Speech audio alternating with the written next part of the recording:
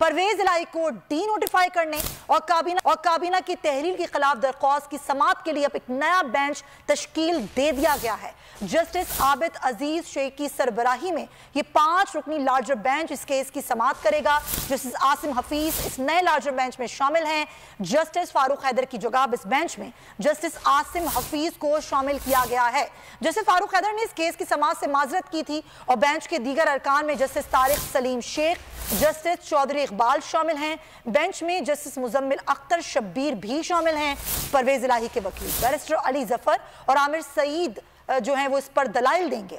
परवेज इलाही ने गवर्नर पंजाब के इक़दाम को अदालत में चैलेंज कर रखा है। इससे पहले इस तरीके से हमने आपको बताया कि जस्टिस फारूक हैदर ने इस केस को सुनने से माजरत की थी, बेंच तहरीर हो गया था। अब एक नया बेंच जो है वो बना दिया गया है जो कि इस दरख्वास्त की समाअत करेगा, जिसमें जस्टिस आबिद अजीज शेख हैं और वो सरबराही करेंगे। ये 5 रुकनी लार्जर बेंच है जो कि इस केस की समाअत करेगा। जस्टिस आसिम हफीज नए लार्जर बेंच में शामिल हैं। अब्दुल रहमान हमारे नुमाइंदे हमारे साथ हैं, उनसे बात करते हैं। जी अब्दुल रहमान।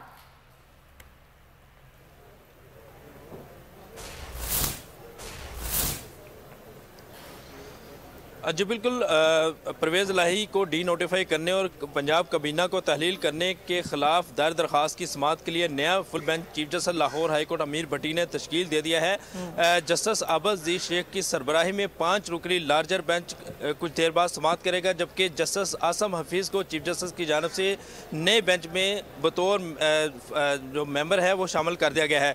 जस्टिस फारूक हैदर जो कि पहला बेंच तश्कील दिया गया तो उस बेंच का हिस्सा थे, ताहम उन्होंने समाअत के आगाज़ से पहले ही इस केस की समाअत से माजरत करते हुए ख़ुद को इस बेंच से अलग कर लिया, और जिस पर जो बेंच के फाजल सरबराह थे जस्टिस आबिद अजीज शेख, उन्होंने केस मज़ीद समाअत के लिए जो है और नया बेंच तश्कील देने के लिए फ़ाइल चीफ जस्टिस को वापस भिजवा दी थी। और अभी जो है chief justice Lahore high court अमीर भट्टी ने नया बेंच तश्कील दे दिया है जो कि कुछ देर बाद इस केस की समाअत करेगा। जब यहाँ ये बताता चलूँ कि परवेज इलाही की जानिब से ये पटिशन दायर की गई है।